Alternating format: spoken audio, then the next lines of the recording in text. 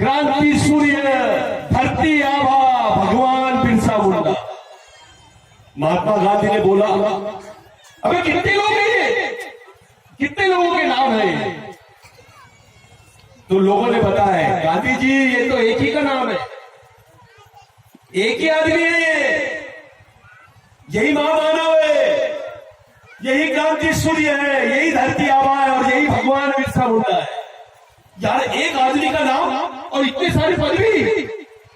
कितनी उम्र का था? 25 साल। फिर गांधी जी ने पूछा ये चाहता क्या था? बिरसा मुंडा क्या चाहता था? लोगों से पूछा, क्योंकि वो शहीद देखे।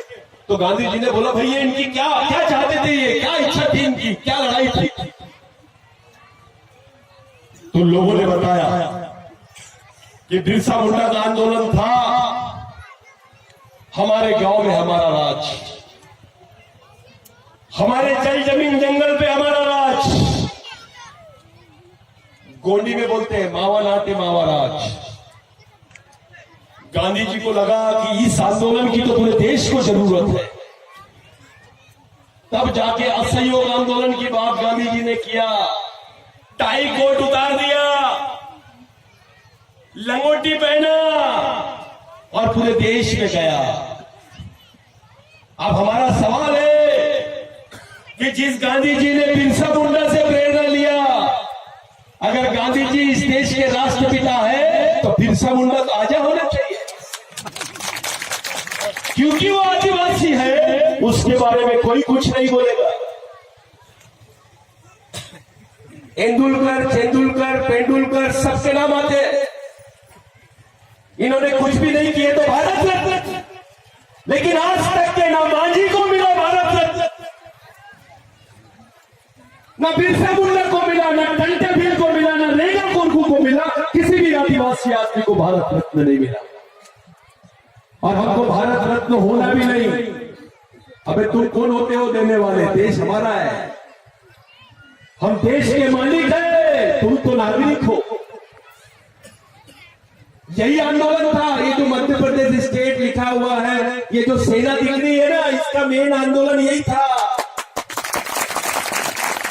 कि सरकार, बिरसा मुंडा ने क्या बोला, सरकार देश की चालक है, आदिवासी देश का मालक है।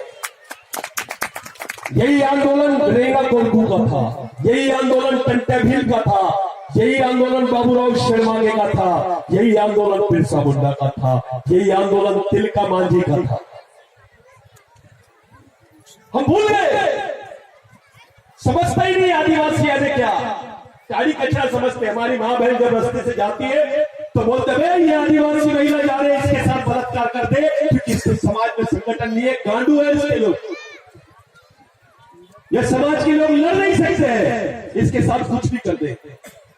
पूरे मध्य प्रदेश में सबसे ज्यादा गड्ढा खोदने वाली महिलाएं मध्य प्रदेश के बैतूल जिले में है।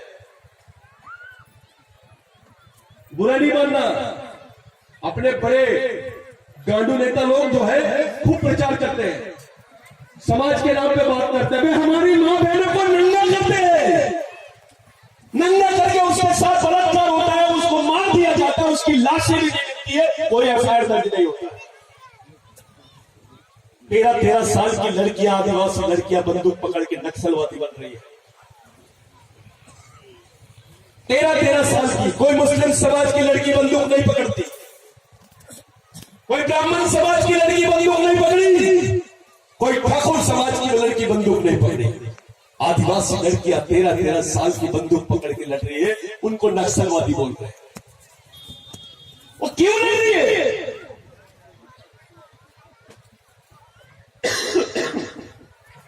वो बंदूक पकड़ क्यों रही है? क्या मजबूरी है? सोचो, आप लोग अपने बच्चों को पैदा कर दिए हो, लेकिन अपने बच्चों को संभालना, उसका भविष्य बनाने की भी जवाबदारी आप ही की है। बिरसा मुंडा ने बोला था, आप लोग शिवरात्रि का उपवास करते हैं आदिवासी,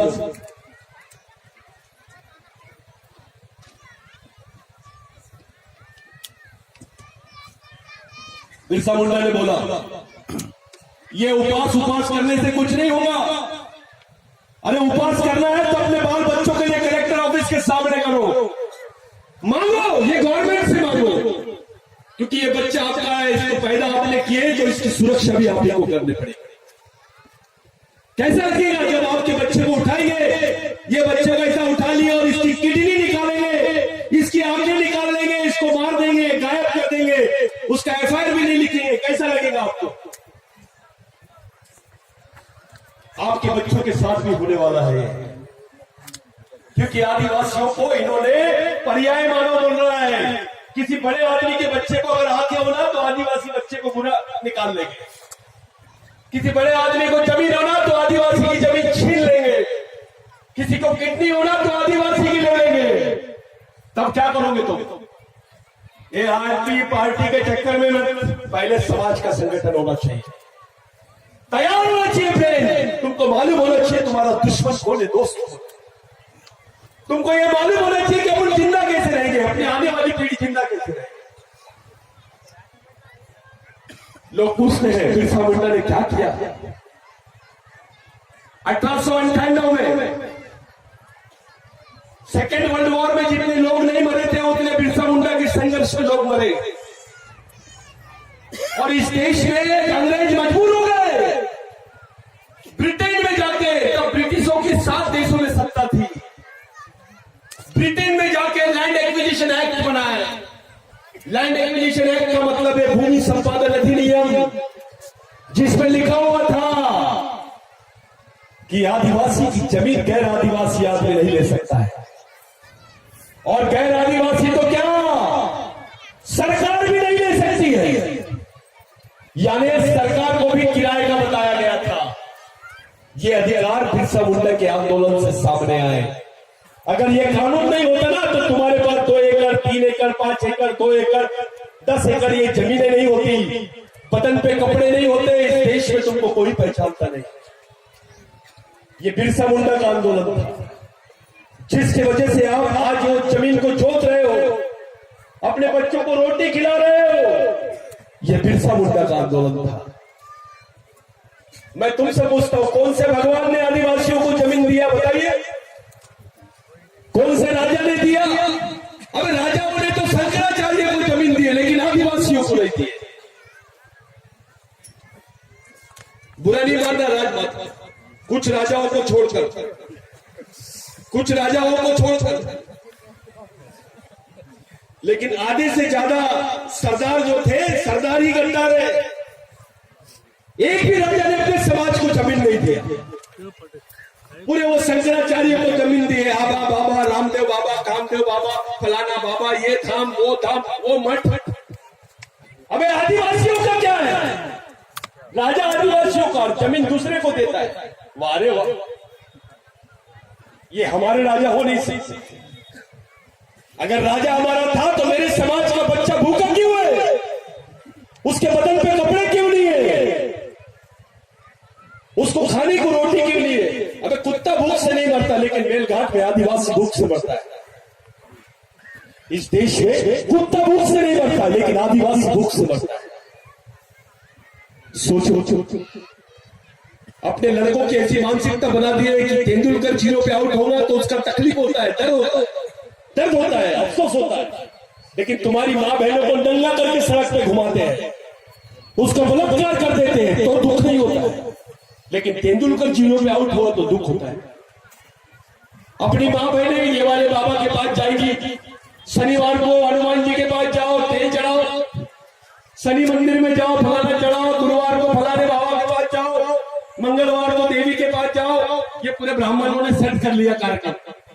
ऐसा लगता है कि भारत के ब्राह्मण भगवान से डायरेक्ट फोन पे बात करते हैं, लाइव बात करते हैं। बिरसा मुंडा ने बोला था, मैं ऐसे भगवान को नहीं मानता हूं तो ब्राह्मणों की मानता है। ऐसे भगवानों को ब्राह्मणों के घर का कुत्ता समझता हूं। ये बात बिरसा मुंडा ने बोली। बिरसा पे हमारे लोगों को मालूम ही नहीं। एक किस्सा बता दो बिरसा मुंडा के बारे में। एक बार बहुत तूफान आ रहा था। अब ये राम मंदिर वगैरह तो राजमाता अभी की बात है, जगन्नाथ का मंदिर बहुत फेमस था। राम मंदिर का जन्म तो अभी 40 साल पहले हुआ। सब बोलते हैं हमारी जन्मभूमि है, हमारा है, वो है। जिस दिन आदिवासी का दिमाग खराब होगा सब हमारे ही है। तो जगन्नाथ का मंदिर था, बहुत तूफान आ रहा था, इतना तूफान आ रहा था कि सब लोग अपने अपने घर में भाग रहे थे। तो भगवान बिरसा मुंडा ने देखा कि जगन्नाथ भगवान के मंदिर के सामने कुछ सुअर और सुअर के बच्चे, जिसको गोंडी में पत्ती बोलते हैं, तो वो सुअर के बच्चे खुटक रहे हैं। बिरसा मुंडा को लगा कि अगर मैंने इनको बचाया नहीं ये तो मारे जाएंगे। तो बिरसा मुंडा ने उस वक्त जगन्नाथ के मंदिर का ताला तोड़ दिया और पूरे सुअर और सुअर के बच्चों को वहां भगा दिया, अंदर भेज दिया। हंगामा हो गया, सब लोग बोलने लगे कि बिरसा मुंडा ने तो भगवान को अपवित्र कर दिया, अरे सुअर घुसा दिया, गिटारा तू मिटारा सकता, अपवित्र कर दिया। दूसरे दिन सब लोगों ने बिरसा मुंडा को बुलाया, तुमने भगवान जगन्नाथ को अपवित्र किया, तुमको सजा मिलनी चाहिए। तो बिरसा मुंडा ने बोला ठीक है, मंजूर है, लेकिन मेरे को कुछ सवालों का जवाब देना। पंडित जी आए, सुबह सब लोग जमा हो गए और बिरसा मुंडा से सामने बोले कि तेरे को सजा मिलेगी, लेकिन बिरसा मुंडा ने बोला मेरे भी सवालों का जवाब दो। पहला सवाल किया बिरसा मुंडा ने, ये सूरज को किसने बनाया? तो पंडित जी बोला ऊपर वाले ने। फिर बिरसा मुंडा ने बोला ये झाड़ को किसने बनाया? तो पंडित जी बोला ऊपर वाले ने। फिर बिरसा मुंडा ने पूछा तेरे को किसने बनाया? तो बोले ऊपर वाले ने। फिर बिरसा मुंडा ने पूछा ये सुअर को किसने बनाया? तो बोले ऊपर वाले ने। तब बिरसा मुंडा ने बोला अबे एक ही कारखाने का माल है, गोडाउन अलग अलग कैसे हो सकते हैं?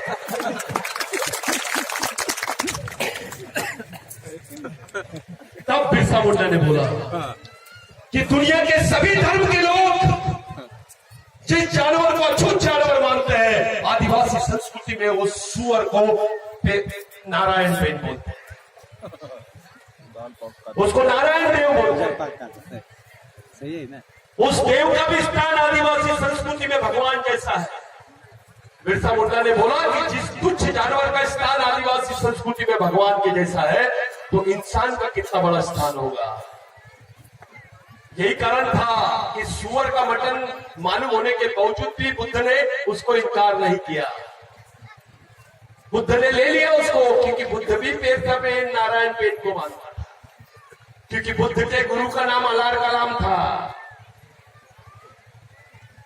अब सवाल खड़ा हो गया कि बिरसा मुंडा भी कपड़े नहीं पहना, आदिवासी भी कपड़े नहीं पहना है, और भोलेनाथ भी कपड़े नहीं पहना, उसको भी कपड़े नहीं पहनाए, उसको नंगा ही रखे। बाकी भगवान को देखो तुम कैसे मुकुट लगाए, सोने के आभूषण पहने।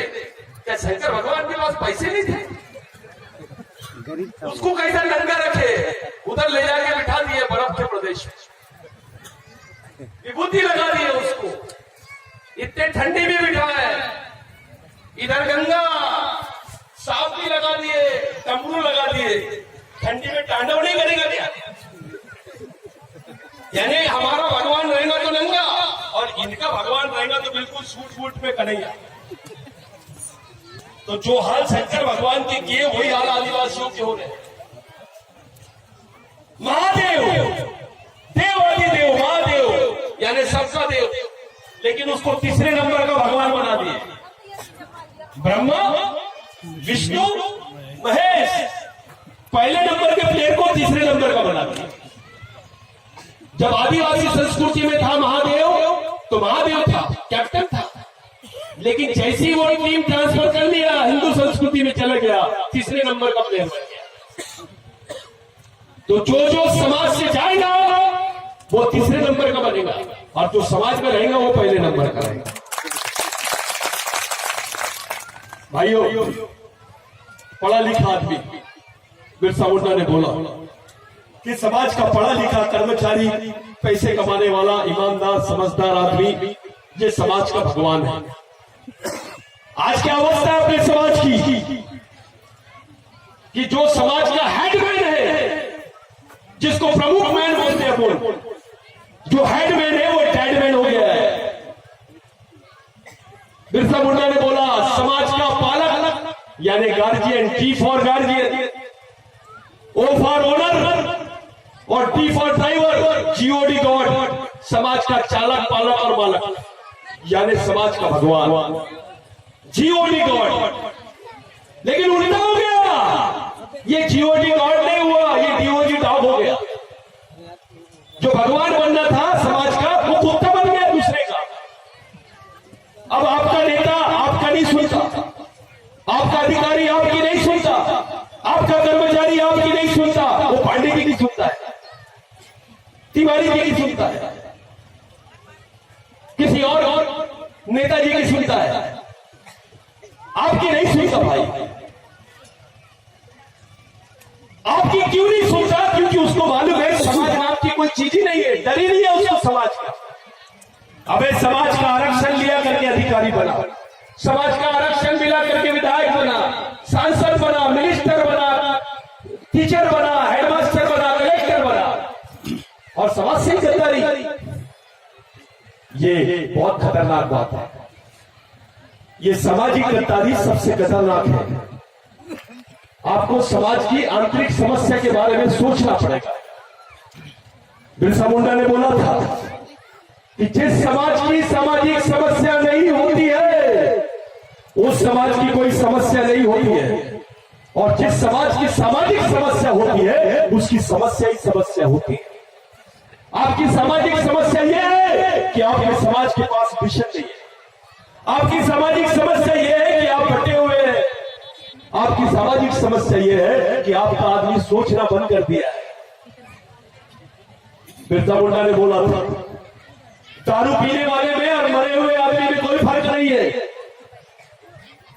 जो नशे में रहता है वो भी कुछ नहीं कर सकता, और जो मरा हुआ है वो भी कुछ नहीं कर सकता।